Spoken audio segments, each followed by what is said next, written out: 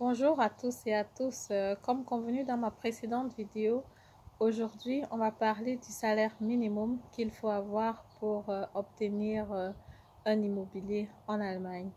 En plus de ça, on va parler du comportement financier à adopter pour l'acquisition d'un bien immobilier, donc pour un investissement à long terme.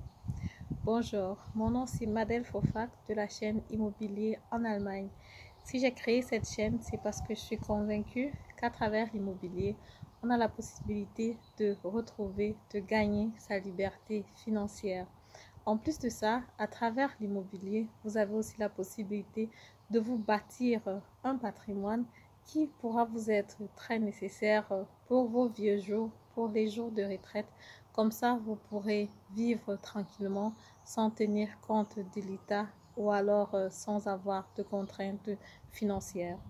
Si jamais tu es nouveau sur ma chaîne, si c'est la première fois que tu tombes sur cette chaîne, je t'invite déjà à aller regarder mes deux précédentes vidéos.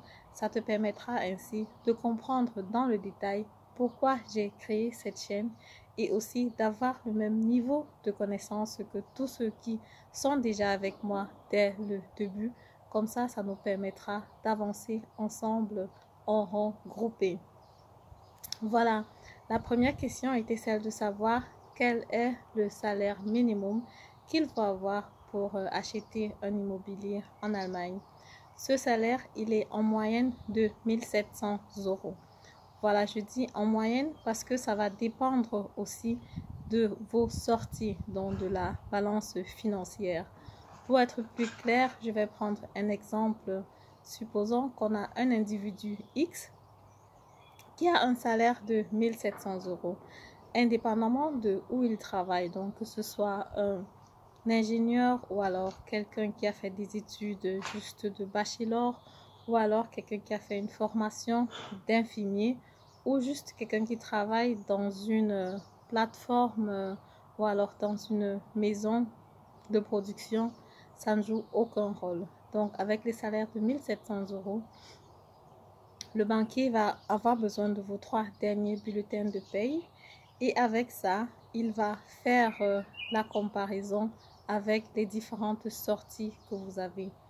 En général, la plus grande sortie, c'est celle du loyer. Donc, si cet individu X a un loyer de 500 euros, en plus, il va falloir qu'il donne ses autres charges, donc ça sera la nutrition, les vêtements et les sorties. En général, le banquier vous pose la question, hein, vu qu'il ne sait pas, mais je conseille ici à tout un chacun d'être réaliste et de donner un montant qui avoisine la réalité. Donc, si vous dites par exemple, oui, j'ai juste besoin de 100 euros pour vivre sur tout le mois, ça ne sera pas très bien vu par le banquier et ici, il risque d'être obligé de prendre un barème qui est fixé déjà par la banque. Donc, pour l'individu X, je vais prendre l'exemple de 700 euros. Donc, 500 euros pour le loyer et 700 euros pour les autres charges, dont alimentation, vêtements et toutes les autres charges complémentaires. En faisant la balance financière, on se retrouve donc à un montant de 500 euros qui est positif. Avec ces plus 500 euros là, déjà notre individu X a la possibilité de faire un crédit à long terme sur un bien immobilier qui peut coûter jusqu'à 120 000 euros. Voilà, donc si et avec ça, le crédit devrait marcher. Dans la barre de description, je vais vous mettre un lien sur lequel vous trouverez déjà le formulaire à remplir pour une demande de crédit dans ce sens-là. Ça vous permettra ainsi, s'il y a des personnes qui sont actuellement à la recherche d'un financement ou alors qui se demandent de quoi ils ont besoin exactement pour faire ce type de financement. Voilà, le formulaire, il est dans la barre de description. Il suffira juste de cliquer dessus. Et si vous avez des questions, vous savez déjà comment me contacter. Si alors, par ailleurs, ça arrive que malgré le fait que la balance financière est positif, mais que le crédit n'est pas accordé, ça peut être lié à votre bonité, donc votre crédibilité. En Allemagne, il y a plusieurs organes qui sont chargés de juger la crédibilité de chaque individu. L'organe le plus connu par plusieurs personnes, sinon presque par tout le monde, je pense, c'est la Schufa. Et la Schufa a des informations concernant chaque individu qui a déjà pris un crédit de consommation ou alors qui n'a pas payé ses factures à un moment donné X ou Y. Il peut se retrouver à être fiché à la Schufa. La Schufa donne des informations sous un mode de scoring. Moi, ce que je conseille à tout individu, c'est d'avoir un scoring de minimum 95%. Avec ce scoring, on a la possibilité de faire déjà l'achat immobilier et aussi on a déjà une crédibilité plus élevée en face de son banquier.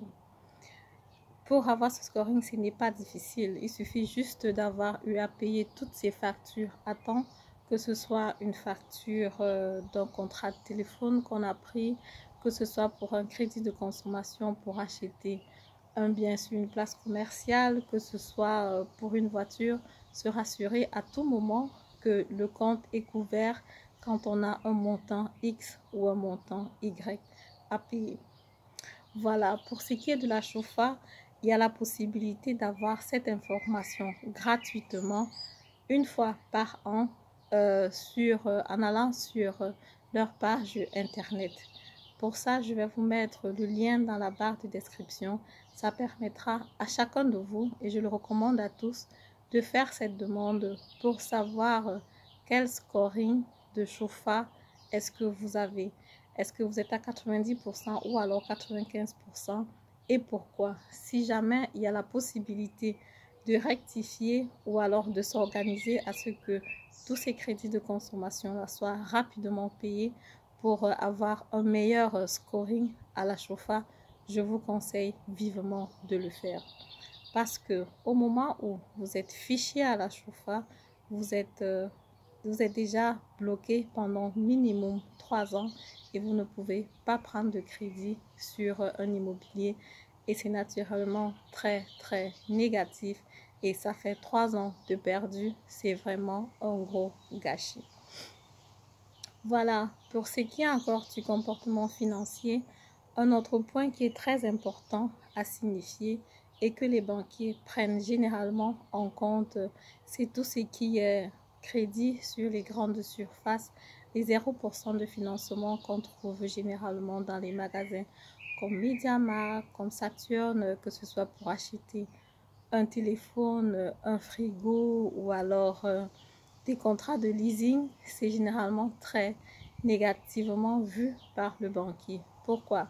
Parce que le banquier se dit, j'ai en face de moi un individu qui n'a pas la possibilité de d'épargner de l'argent afin de s'acheter un bien qui lui plaît.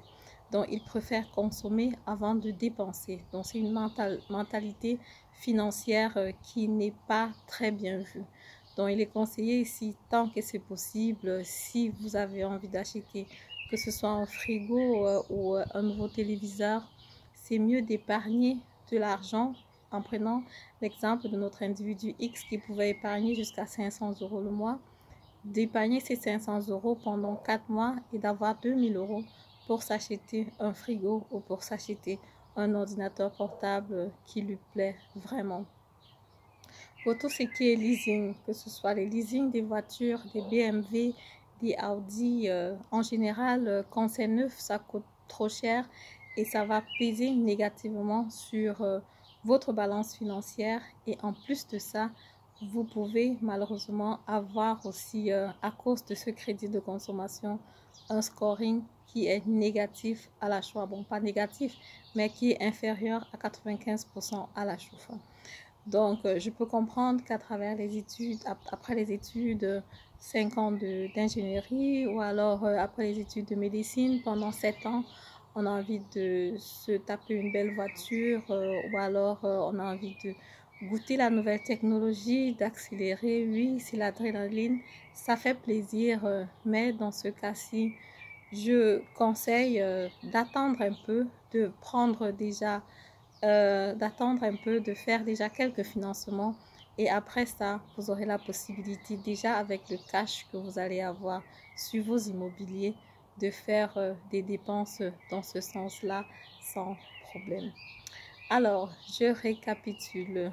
Le salaire minimum pour acheter un immobilier, il est de 1700 € en moyenne. Ça peut être un peu moins ou alors un peu plus selon les dépenses ou alors selon les sorties que chaque individu fait. Ça varie d'un individu à un autre, donc c'est à étudier au cas par cas.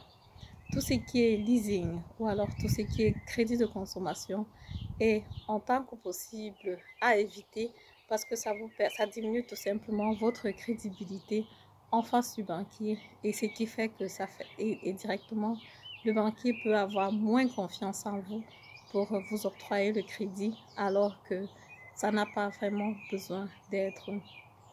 Et troisièmement, il est très important d'avoir une relation personnelle avec le banquier, donc une relation qui est plus amicale et joviale parce que il faut faire de sorte de gagner sa confiance. C'est vrai que les chiffres vont parler à la fin, mais aussi cette relation amicale est aussi très importante. Voilà, me voici arrivé donc au terme de ma vidéo. Comme pour les vidéos précédentes, je vous invite déjà à vous abonner à ma chaîne, à liker si ça vous a plu et à partager parce que cette information peut par exemple sauver plusieurs personnes qui ne sont pas encore au courant ou alors qui sont dans le besoin actuellement. Donc comme ça, je vous dis merci de m'avoir écouté et à très bientôt. Au revoir.